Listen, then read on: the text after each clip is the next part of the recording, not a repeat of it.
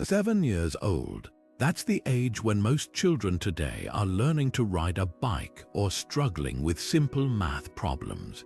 But in ancient Sparta, it was the age when boys were ripped from their mother's arms and thrown into a merciless machine designed to crush weakness and breed unbreakable soldiers. This wasn't just training, it was a calculated system of physical torment, psychological manipulation, and survival at any cost. The Spartan Agoge has been romanticized as the ultimate warrior factory, but behind the legend lies a world of brutality that would shock even the most hardened modern minds. Over the next 20 revelations, we'll strip away the myths and expose the terrifying reality of what it truly meant to endure the Agoge.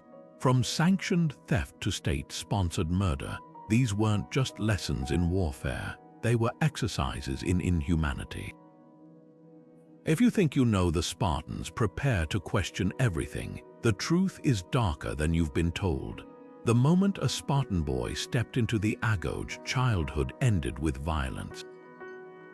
There were no gentle introductions, no gradual adjustments, just a sudden plunge into a world where fists and feet determined who belonged. The first ritual was a gauntlet of older trainees, each one eager to prove their dominance over the newcomers. These weren't fair fights, they were calculated tests of pain tolerance where the message was clear. Surrender was unacceptable and weakness meant humiliation. But this wasn't just about physical toughness. Every punch, every kick was designed to shatter a boy's sense of self. Spartans didn't just want strong bodies, they wanted minds stripped of fear, hesitation, and even personal identity. The agony of those early brawls was a deliberate erasure, wiping away any lingering traces of comfort or individuality. If a boy could endure this, he might survive what came next. If he couldn't, the Agoge had no place for him. What's chilling is how calculated it all was. These weren't random acts of violence, they were state-sanctioned lessons in brutality. The elders watched closely, not to intervene, but to see which boys kept fighting even when blood filled their mouths and bones cracked under pressure. Because in Sparta, pain wasn't punishment, it was the foundation of a warrior's education, and this was only the beginning. Hunger was another weapon in Sparta's arsenal, wielded with cold precision. Unlike modern boot camps where discipline is enforced through strict routines, the Agoge weaponized starvation itself. Meals weren't just meager, they were deliberately insufficient, a gaping void designed to drive boys to desperation. The message was clear: if you wanted to eat, you had to outsmart the system. Stealing became a necessity, not a crime. Boys would sneak into storehouses, ambush delivery carts, or even snatch food from each other. But here's the twisted logic: getting caught was the only real failure. A successful thief proved his cunning, a clumsy one was flogged for his incompetence. The beatings weren't about morality.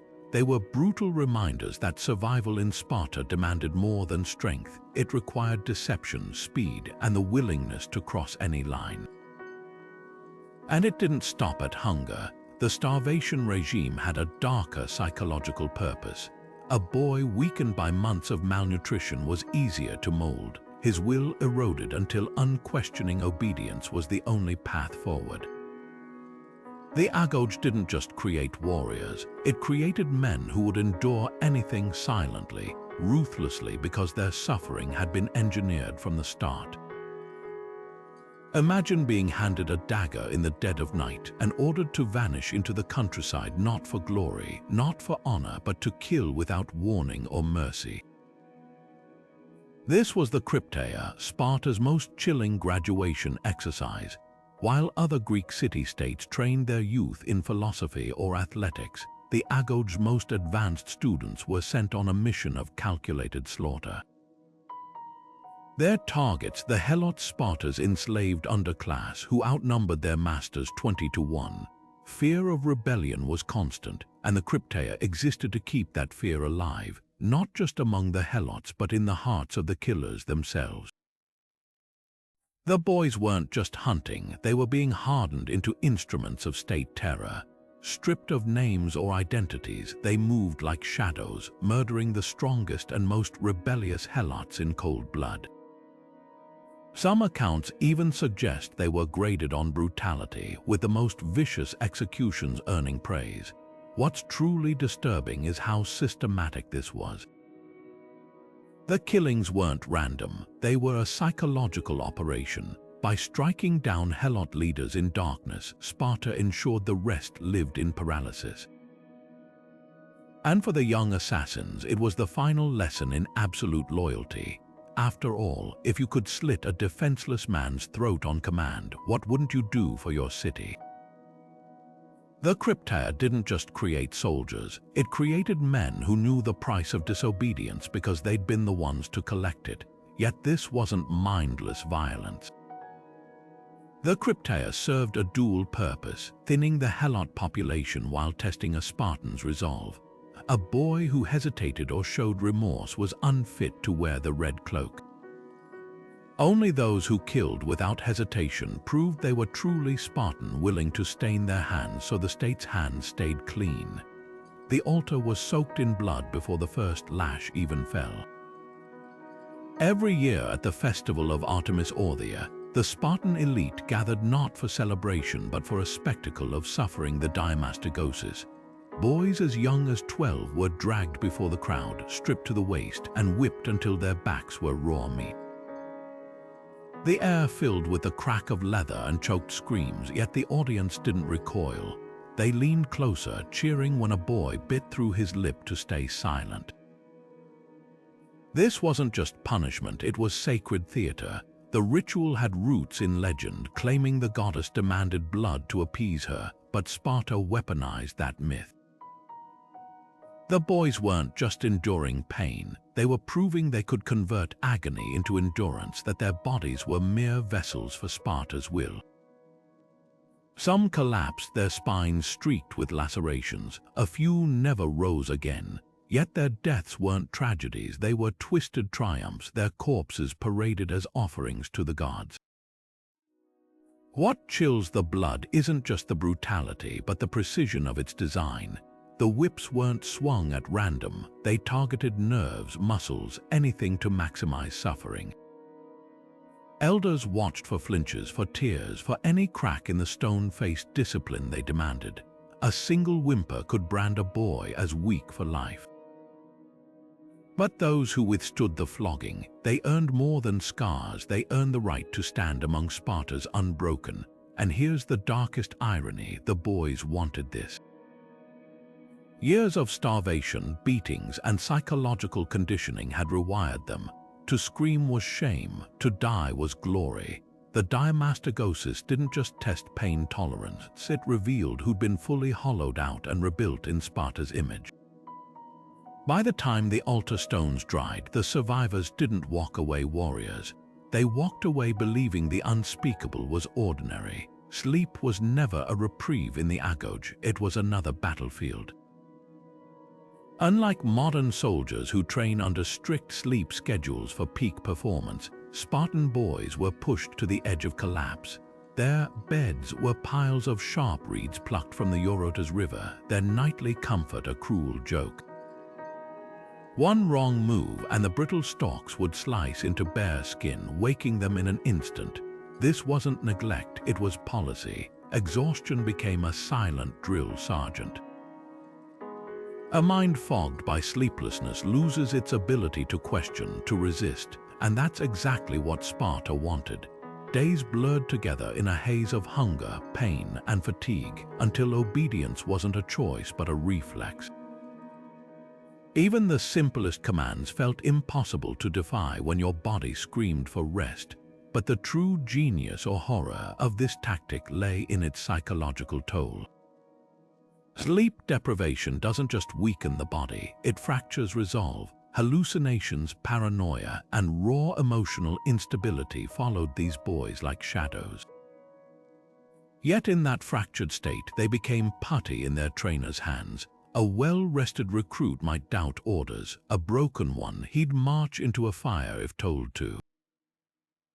And the reeds, they weren't just uncomfortable, they were symbolic. Every night the boys were reminded comfort was for the weak. Even in sleep, they were soldiers first, always alert, always suffering, always owned by Sparta. By dawn, the mats would be flecked with blood. By dusk, they'd rebuild them without complaint, because in the Agoge, exhaustion wasn't a side effect. It was the curriculum. Picture this, a hushed dining hall filled with starving boys, their stomachs hollow from days of calculated deprivation. Before them sits a single bowl of Melas Zomos, Sparta's infamous black broth, a rancid stew of pork blood, vinegar, and salt, boiled until it thickened into a sludge. The smell alone could make an outsider gag, but for these trainees, swallowing it was compulsory. This wasn't just nourishment, it was another battlefield in the Agoge psychological war. The Syssitia, Sparta's communal meals, were meticulously designed to strip away even the most basic human comforts. Elders lined the room like vultures, their eyes scanning for the slightest grimace or hesitation as the boys forced the gruel down their throats. A single flinch, an involuntary shudder at the taste, and the punishment came swift. Extra beatings, public ridicule, or worse, expulsion from the Brotherhood. Because in Sparta, even disgust was a luxury warriors couldn't afford, but the brutality of the broth was only half the lesson. The real torment lay in the portions. Just enough to tease the stomach, never enough to satisfy. Boys left the table hungrier than they arrived, their cravings sharpened into weapons. The message was clear: self-denial wasn't discipline, it was identity. A Spartan didn't eat for pleasure, he endured meals like a soldier enduring a march, mechanically, relentlessly, without complaint. And here's what made the Syssitia so diabolical: it wasn't just about hardening the body. It was about rewiring desire itself. By the time a boy could stomach the broth without blinking, he'd learned something far more dangerous: to equate suffering with strength, to see deprivation as virtue. The Agoge didn't just feed its recruits, it starved them into a new way of thinking, where even the most primal human needs bowed to Sparta's will. In the dust-choked yards of the Agoge, where bones broke and blood stained the ground daily, there existed one crime worse than cowardice, one failure more damning than dropping a shield tears. A Spartan boy could endure beatings, starvation, even the agony of the Krypteia's midnight blades, but a single sob, that was unforgivable. This wasn't just discipline, it was emotional annihilation. From the moment a child entered the Agoge, his tears were treated as contagions, weaknesses to be purged with the same brutality as a festering wound. A boy who wept over a flogging wasn't comforted, he was flogged harder. One who cried for his mother might find himself standing barefoot in snow until frostbite silenced him. The message was relentless. Grief, fear, even pain were luxuries Spartans couldn't afford. But the true cruelty lay in the long-term damage. These boys weren't just taught to suppress emotion, they were hollowed out, stripped of the very capacity to feel. Surviving recruits left the Agoge fluent in violence yet mute in empathy, unable to connect beyond the blunt language of commands and combat. Imagine a man who can withstand a spear thrust to the gut but flinches at a hug, who understands honor but not love. That was Sparta's ideal, and the punishment for failing this standard: death, not metaphorically, literally. Historical accounts describe boys beaten to death for crying during rituals, their corpses left as warnings. Why? Because in Sparta, tears weren't just shameful, they were sedition. A warrior who felt deeply might hesitate, might question, might value his own life or another's over duty. And that was a risk the state would never tolerate. What's chilling is how effective this conditioning proved. Spartan mothers famously told their sons to return from war with their shield or on it, dead or victorious but never broken. The Agoge ensured they'd choose death over disgrace before they could even grow facial hair. By the time these boys became men, they weren't just unafraid of dying.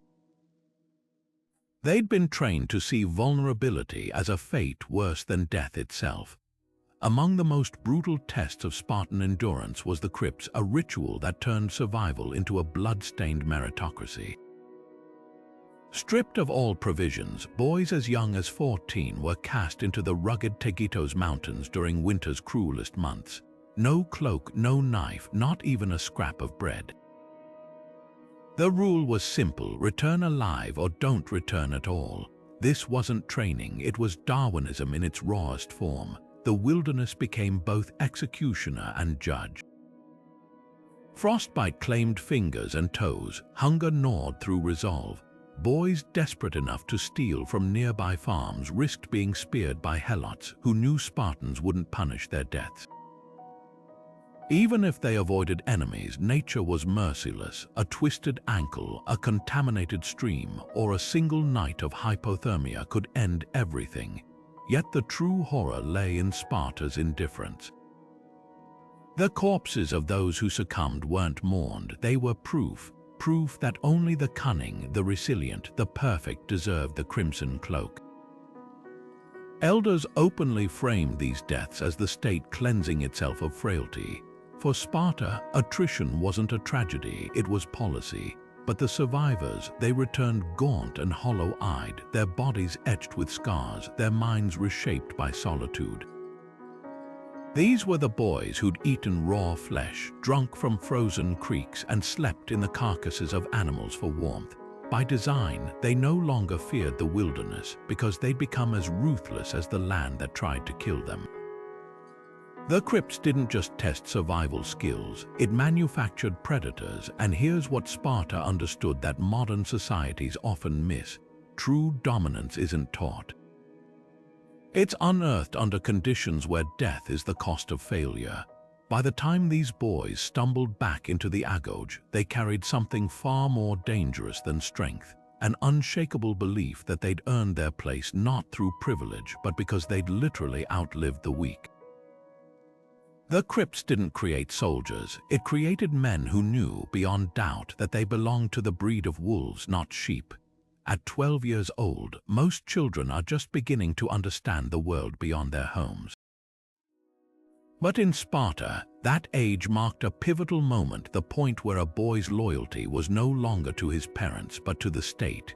The blood oath wasn't just a ceremony. It was a deliberate severing of the deepest human bonds in service of something colder, absolute devotion to Sparta. Kneeling before the altar, a boy would swear 3 sacred promises: to place Sparta above all else, to never retreat in battle, and to die before dishonoring his city. These weren't abstract ideals, they were chains binding him to a life where love, grief, and even survival meant nothing next to duty. The ritual sealed his fate in more ways than one. From that moment on, his family was no longer his own. His mother's embrace, his father's pride, these things paled next to the iron will of the state. What made this oath so devastatingly effective wasn't just the words, it was the context. By age 12, a Spartan boy had already endured years of starvation, violence, and psychological conditioning. His sense of self had been stripped away piece by piece until only one identity remained: soldier. The oath was merely the final hammer strike, shattering any lingering attachment to his past life. And the consequences of breaking it, unthinkable. A boy who wavered wasn't just punished, he was erased. Shunned by his peers, disowned by his own kin, he became a ghost in the only world he'd ever known. The message was clear: loyalty to Sparta wasn't a choice, it was the only path to existence. Yet the most chilling part was how willingly these boys embraced it. After years of relentless training, many saw the oath not as a loss but as salvation, proof they belonged to something greater. That's the true power of the Agoge's brainwashing. By the time a child swore his life to Sparta, he no longer needed to be forced, he believed. The shallow waters of the Eurotas River ran red every year when the Agoge unleashed its most infamous ritual, the Platanisters. Named after the small island where it took place, this was no ordinary training exercise. 2 teams of Spartan boys, armed with weapons and nothing but raw aggression, were forced onto that blood-soaked patch of land with a single directive: fight until one side was completely destroyed. No rules, no referees, just iron-tipped spears, shields, and the unshakable knowledge that failure meant death. These clashes weren't simulations, they were battlefields in miniature, where broken bones and slit throats were expected outcomes. The elders didn't intervene when boys went down screaming. They watched, coldly assessing which fighters displayed the kind of ruthless efficiency Sparta demanded. What makes the Platanisters uniquely disturbing isn't just the violence, it's the psychology behind it. Unlike modern military drills where safety measures exist to minimize fatalities, Sparta engineered these fights to eliminate hesitation permanently. A boy who hesitated to drive his spear into a training partner's gut wouldn't just lose the exercise, he'd be branded unreliable, his future as a warrior in jeopardy. Survivors didn't walk away with medals, they carried something darker, the knowledge that they'd earned their place by literally destroying their peers. The Platanisters wasn't about camaraderie, it was about proving beyond doubt that when ordered to kill, a Spartan wouldn't flinch, and for those who fell.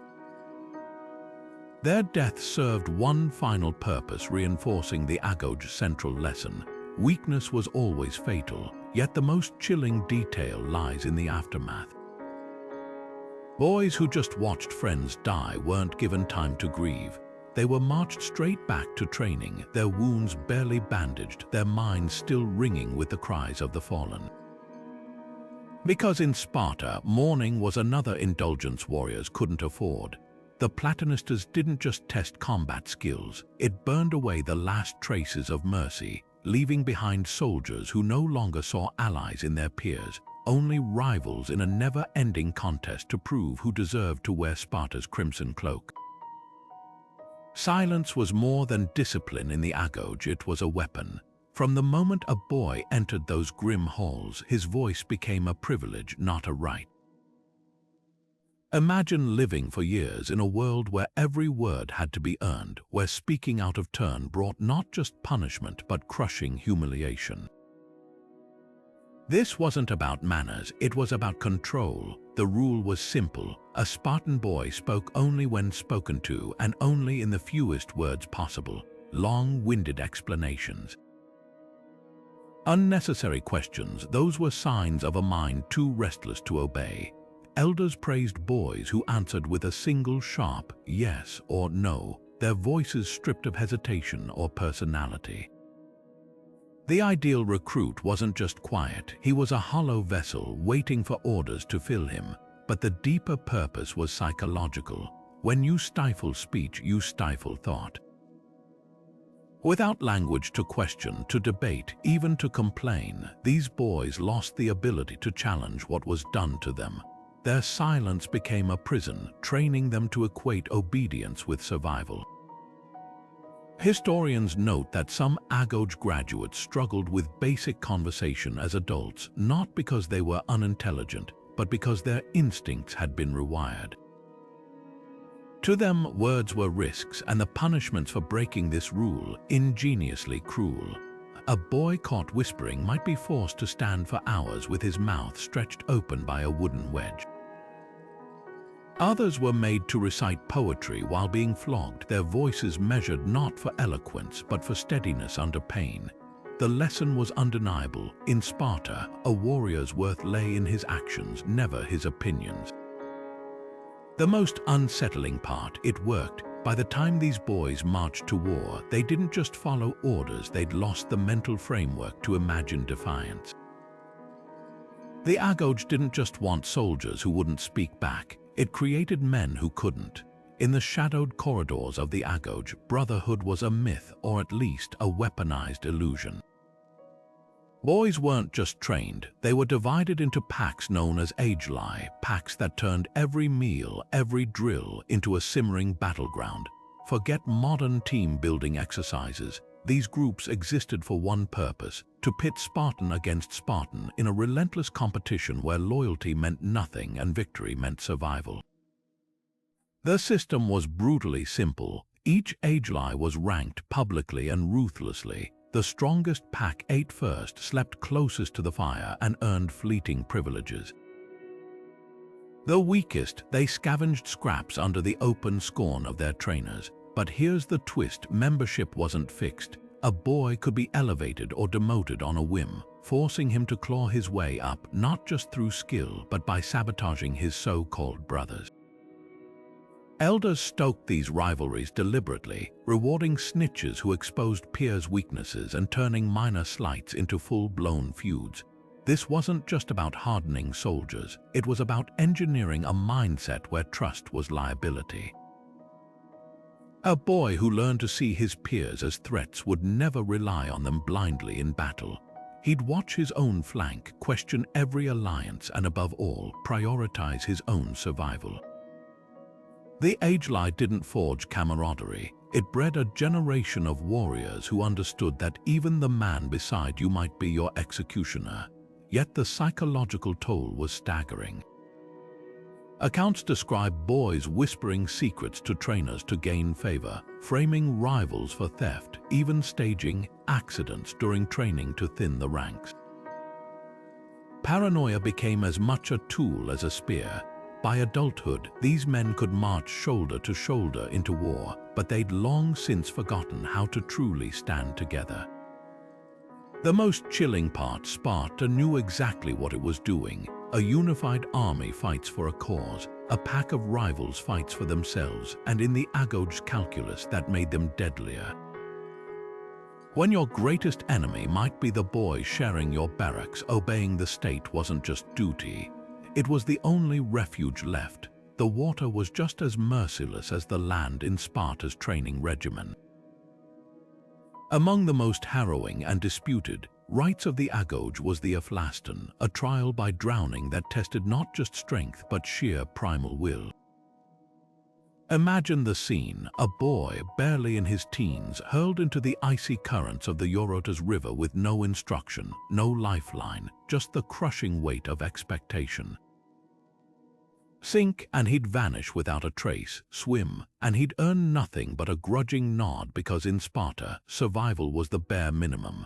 This wasn't about teaching swimming skills. It was about eliminating the instinct to panic. The elders watched from the banks, not to rescue but to assess. A boy who flailed or screamed was dragged out only to face relentless ridicule, branded a liability in front of his peers. Worse, the ones who never resurfaced weren't mourned. Their names weren't recorded. Their absence was a footnote in Sparta's relentless pursuit of perfection. The river was a filter, separating those with the raw tenacity to claw their way back to air from those who didn't deserve to wear the red cloak. What chills the blood isn't just the brutality, but the psychological calculus behind it. Drowning is a uniquely terrifying death, a primal struggle against the body's own reflexes. By subjecting boys to this, Sparta wasn't just testing physical endurance. It was purging the very fear of mortality. A recruit who'd faced the abyss and one would never hesitate on the battlefield. He'd already stared down annihilation and spat in its face. Yet here's the grim irony. Historians still debate whether the Aflastan even happened. Some argue it's an exaggerated myth, while others point to Spartan artifacts depicting water ordeals. But whether literal or symbolic, the message was clear. In a society where weakness was intolerable, even nature was weaponized as a teacher. The Agoge didn't just prepare boys for war, it prepared them to believe they were beyond drowning, beyond breaking, beyond the limits of ordinary men. There was no room for curiosity about the outside world in the Spartan mind. While other Greek city-states traded ideas, art, and philosophy with distant cultures, Sparta built an intellectual fortress around its people, especially its young warriors in training. This wasn't just isolation, it was xenalasia, a state-enforced doctrine of hatred toward anything foreign. boys in the Agoge weren't merely discouraged from interacting with outsiders. They were taught to view them with visceral disgust as corrupting influences that could poison Sparta's purity. The training was subtle at first. Elders would mock foreign customs during meals, sneering at Athenian democracy as weakness or ridiculing Theban poetry as frivolous. But over time, the lessons grew darker. Trainees were forced to reenact humiliating scenes of soft foreigners begging for mercy, a deliberate caricature designed to link outsiders with cowardice. Even the food of other city-states was framed as decadent. A Spartan boy caught craving Athenian honey cakes might be flogged for surrendering to unmanly desires. What made this indoctrination so effective was its foundation in fear. Spartans didn't just avoid outsiders, they actively expelled them, sometimes violently. Travelers to Sparta described being shadowed by armed patrols, their every movement treated as a potential threat. For Agoge boys, this paranoia became second nature. A foreign accent wasn't just strange, it was dangerous. A new idea wasn't intriguing, it was treasonous. But the real purpose of Xenolasia wasn't just to isolate, it was to justify. By convincing Spartans they were divinely ordained to rule, the state could frame their atrocities as natural law. Helots weren't enslaved, they were inferior beings who needed Spartan mastery. Neighboring cities weren't rivals, they were unworthy of Sparta's glory. This toxic superiority complex didn't just fuel their brutality, it made them believe they were right. And here's the tragic irony: while Sparta feared corruption from the outside world, its greatest weakness came from within. This same doctrine of isolation left them stagnant, unable to adapt when history moved on without them. The Agoge's perfect warriors, bred to despise change, ultimately became relics in a world that had learned to think beyond the blade. Even the most iconic Spartan weapon, the mighty Dory spear, was designed to betray its wielder. Unlike other Greek city-states that prized quality craftsmanship, Sparta deliberately issued trainee spears with flawed tips, brittle shafts that could snap under pressure. This wasn't a logistical error, it was a psychological trap. From the first moment a boy gripped that spear, he was being set up to fail because in Sparta, survival didn't depend on tools. It depended on the ability to turn disaster into dominance. Picture a recruit thrusting his Dory into a training dummy, only for the tip to shatter on impact. No replacements, no apologies, just the cold realization that he'd now face his opponent empty-handed. The lesson was brutal but clear: weapons were fleeting. A warrior's true strength lay in his refusal to yield, even when fate stripped him of every advantage. What's chilling is how meticulously this mirrored real combat. Historical accounts describe Spartan phalanxes advancing with broken spears, their front lines reduced to clubbing enemies with splintered shafts or gouging with bare fingers. The Agoge didn't just anticipate this chaos, it replicated it in training, normalizing desperation until it felt like second nature.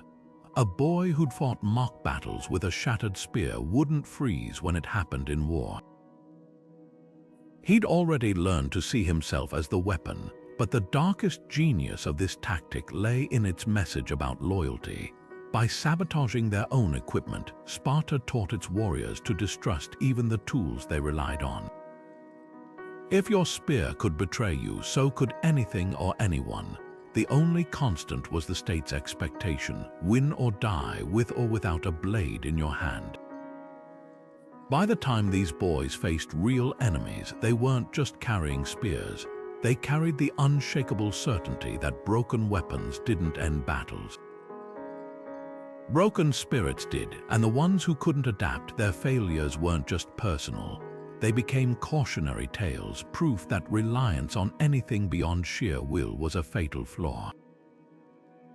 In a society where surrender was unthinkable, the Dory wasn't just a weapon. It was the ultimate test of who deserved to call themselves Spartan. The forests surrounding Sparta weren't just training grounds, they were hunting preserves for the most twisted game imaginable. Once a year, Helot slaves were dragged into the wilderness, stripped of weapons and told to run. They weren't fleeing for freedom, they were being turned into prey. Spartan boys, armed with nothing but knives and the hunger to prove themselves, would track them down like animals in a ritual so barbaric, even other Greek city-states whispered about it in horror. This wasn't combat practice, it was psychological warfare. The Helots weren't warriors or criminals, they were unarmed civilians chosen precisely because they stood no chance. The lesson: mercy had no place in Sparta's world. A boy who hesitated to slit a defenseless man's throat wasn't just failing an exercise. He was betraying the very foundation of Spartan ideology, that some lives existed only to strengthen others. What makes these hunts especially chilling is how calculated they were. Helots weren't random targets. Elders selected those rumored to have rebellious leanings, turning the games into a brutal preemptive strike. By forcing boys to hunt down potential dissidents, Sparta accomplished two goals. It culled threats before they could organize, and it conditioned young warriors to see an entire class of people as less than human. The message was seared into their minds before they could grow facial hair. Compassion was a flaw, and cruelty was duty, but the real damage went deeper than bloodshed. These hunts warped the boys' understanding of power itself. A Spartan didn't just defeat enemies, he eradicated them, not in battle but like vermin. By the time these recruits marched to war, they carried more than weapons. They carried the unshakable belief that dominance wasn't earned. It was taken without apology from those deemed unworthy of defending themselves, and the Helots who somehow escaped, their reward was worse than death. Survivors were paraded through Sparta in tattered rags, their broken bodies living proof of what happened to those who resisted. The hunt didn't end when the last blade fell. It echoed in every whispered conversation, every glance exchanged among the enslaved. Sparta's children weren't just learning to kill, they were learning to rule through terror. Secret 17, the Pythioi Oracles of death before the clash of shields, before the first spear was thrown, Spartan boys faced a ritual more terrifying than battle itself. Hooded priests known as the Pythioi would gather the young warriors, their voices dripping with grim prophecy. These weren't vague fortunes, these were detailed, agonizing predictions of how each boy would die. Choking on blood, speared through the gut, crushed under the boots of enemies, every possible horror was laid bare, not to frighten them but to harden them. This wasn't superstition, it was psychological warfare against fear itself. Sparta's leaders understood something primal: the unknown is what paralyzes. By forcing boys to confront their deaths in excruciating detail, they stripped away the dread of the inevitable. If a recruit already knew he'd fall in battle, or worse, believed it was fated, why hesitate? Why retreat? The prophecies became self-fulfilling, turning boys into men who charged headlong into slaughter, not despite doom, but because of it. The Pythioi didn't just speak, they performed. Chants echoed like funeral dirges, incense thickened the air like battlefield smoke, and every word was calibrated to sink deep into the psyche. Boys who flinched or showed doubt were marked for extra scrutiny, their reactions dissected by elders. A true Spartan didn't just accept death, he embraced it as part of his destiny, long before an enemy ever raised a weapon. But here's the twisted brilliance of this ritual: it weaponized fatalism. While other armies rallied troops with promises of victory, Sparta's strength came from its warriors' total surrender to the idea of annihilation. A soldier who believed his fate was sealed wouldn't waste energy on self-preservation. He'd fight like a man already dead, reckless, unstoppable, indifferent to pain. And the ones who couldn't bear the weight of those prophecies, they never made it to the battlefield. Some broke during the Pythioi's chants, their resolve crumbling under visions of their own demise. Others simply vanished, their bodies found in the Eurotas River or the foothills of Tegitos. Sparta had no use for boys who feared fate more than they respected the state. In the end, the Pythioi didn't just predict death. They ensured only those who welcomed it would ever wear the crimson cloak. Secret 18. The Trisontes, the living dead of Sparta, in a society where death was glorified but dishonor was eternal. Few fates were worse than being branded a Trisontes, a coward. This wasn't just an insult, it was a social death sentence, stripping a man of everything that made him Spartan. Forget exile or execution. The Trisontes were forced to live, but in a world meticulously designed to make every breath a torment. Picture the humiliation. These men were barred from the mess halls where warriors dined, forbidden to marry or father children, and forced to wear patchwork cloaks of undyed wool, a glaring signal of their disgrace. Even their families were tainted. Sisters went unwed, fathers were demoted in rank, and mothers whispered in shame. Sparta didn't just punish the coward. It made sure his weakness echoed for generations, but the true cruelty lay in the psychology. Unlike other cultures where a dishonored warrior might flee or take his own life, Spartans denied the Trisontes even that release. They were trapped in a limbo, walking reminders of what happened when courage failed. Every sidelong glance, every curled lip from former comrades reinforced the Agoge's most brutal lesson. Fear of shame was sharper than any blade. And here's what made it so effective. The Trisontes weren't hidden away, they were displayed. Elders pointed to them during training, not with pity, but as living proof of the cost of hesitation.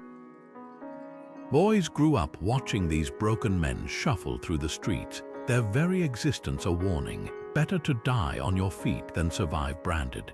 The system left no room for redemption. Once marked, a Trisontes could never earn back his place. No act of bravery, no plea for mercy could erase the stain. Because in Sparta, failure wasn't a mistake, it was identity. And for those who bore that mark, survival wasn't a second chance. It was just the longest form of punishment.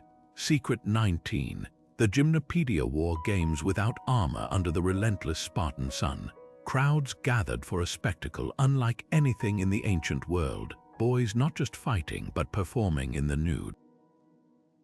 The Gymnopedia wasn't just a festival. It was a public stripping of dignity where the entire city watched as young warriors grappled, sprinted, and danced with nothing to shield their bodies or their pride. At first glance, this might seem like mere tradition, but Sparta never did anything without purpose. Forcing boys to move and fight naked served two brutal functions. First, it eradicated the fear of shame because in Sparta, the only true humiliation was caring what others thought. A boy who flinched under the gaze of thousands proved he still valued comfort over discipline. Second, it exposed weakness literally and figuratively. Every limp, every stumble, every gasp for breath was on full display, turning physical flaws into public indictments. The dances weren't frivolous either. Choreographed to mimic combat maneuvers, they demanded precision under pressure. A misstep didn't just mean losing rhythm. It revealed a lack of control, a crack in the armor Sparta worked so hard to forge. And the elders weren't just spectators, they were judges scrutinizing every flex of muscle, every bead of sweat, searching for the slightest hint of hesitation. But the most insidious lesson of the Gymnopedia lay in its normalization of exposure. By the time these boys became men, the idea of hiding, whether behind clothing, lies, or fear, was unthinkable. A Spartan warrior didn't conceal his flaws, he destroyed them. He didn't crave privacy, he thrived under scrutiny. The festival's name literally meant naked training, but its real purpose was far darker, to prove that even stripped bare, a true Spartan had nothing left to lose. And here's what made this ritual so effective. In other Greek cities, public nudity was reserved for athletes or religious rites. In Sparta, it was a weapon. A boy who could stand unclothed in front of his enemies, literally and metaphorically, had already won half the battle. The gymnopedia didn't just harden bodies. It scorched away the very concept of embarrassment, leaving behind men who feared judgment less than they feared weakness itself. For the boys who endured it, the message was clear. In a world where shame could be lethal, the only defense was to stop feeling it altogether. Secret 20. The final cut: no graduation without blood. After years of starvation, floggings, and psychological manipulation, the Agoge saved its most damning lesson for last. A Spartan boy didn't earn his cloak by surviving trials. He earned it by staining his hands. The Krypteia wasn't just an initiation. It was a point of no return, a ritual where the state demanded proof of absolute allegiance in the form of cold, premeditated murder. The assignment was methodical. Each recruit was sent alone into the night, blade in hand, with orders to find a specific helot, one whose name had been whispered to him in secret. No battle cries, no honorable combat, just stealth, a single thrust, and the quiet extinguishing of a life. This wasn't warfare, it was assassination designed to sever any lingering thread of empathy. What set this kill apart from earlier hunts was its intimacy. The victim wasn't a faceless runaway or a nameless target. He might be a laborer the boy had passed daily in the fields, a face he recognized. That proximity was the test. Could you slit the throat of someone who'd done nothing but exist beneath Sparta's boot? Could you walk back to barracks with blood still tacky under your nails and call it duty? The elders weren't interested in skill. They watched for hesitation, for the slightest tremor in the hand or flicker of remorse in the eyes. A boy who returned too quickly aroused suspicion. Had he rushed the act to avoid the weight of it? One who took too long risked being branded unfit. The perfect graduate moved with detached precision, as if removing a stain rather than a soul. And here's what made this ritual so devastatingly effective. It transformed guilt into pride. By framing the murder as service to Sparta, the Agoge twisted morality itself. The blood wasn't a burden, it was a badge. A boy who'd killed for the state would kill again, not in rage or fear, but because he'd been taught that obedience mattered more than conscience. This was Sparta's ultimate triumph. The Krypteia didn't just produce warriors, it produced men who believed atrocity was honor, who saw themselves not as killers but as sacred instruments of their city's will. By the time they donned the crimson cloak, they weren't just soldiers. They were living weapons, sharpened, unleashed, and utterly unrepentant, and the helot left bleeding in the dirt. His death served one final purpose. He wasn't just a victim. He was the invisible foundation of Sparta's glory, proof that every Spartan's greatness was built on the bones of the forgotten. The Agoge's most terrible secret wasn't the violence it demanded. It was the silence that followed the unspoken pact that those who graduated would spend the rest of their lives pretending such horrors were necessary. So the next time you hear Sparta praised for its unbreakable warriors, remember, their strength wasn't born in battle. It was forged in the dark, one silent knife at a time. The Spartan Agoge stands as one of history's most brutal and effective military experiments, a system that didn't just train soldiers but rewired human beings. For over 8 centuries, this ruthless institution sculpted boys into unfeeling instruments of war, their individuality stripped away layer by layer until only obedience remained. The 20 secrets we've uncovered today reveal a truth far darker than the legends. Sparta's greatness wasn't forged in courage or discipline alone, but in calculated cruelty, psychological torment, and state-sanctioned murder. Yet for all its horrors, the Agoge undeniably worked. These were the warriors who defied Persia at Thermopylae, who dominated Greece for generations, whose very name still sends shivers down the spine of history. But at what cost? Thousands of broken children, a society built on terror, and a legacy soaked in blood as much as glory. Sparta's warriors may have been unmatched, but their triumphs came at a price that challenges our very understanding of strength. So was it worth it? That's a question only you can answer. Would the world have been better off without Sparta's brutal efficiency, or did their harsh methods, however cruel, serve a necessary purpose in shaping history? Let us know your thoughts in the comments below. We'd love to hear your take on one of antiquity's most controversial chapters. And if you've made it this far, you're clearly as fascinated by history's untold stories as we are. Don't forget to subscribe and hit that notification bell, because we've got plenty more shocking revelations from the ancient world coming your way. From the battlefields of Rome to the forgotten empires of the East, we're just getting started. Thanks for watching, and remember, the past isn't always as noble as the legends pretend. Sometimes the truth is written in scars.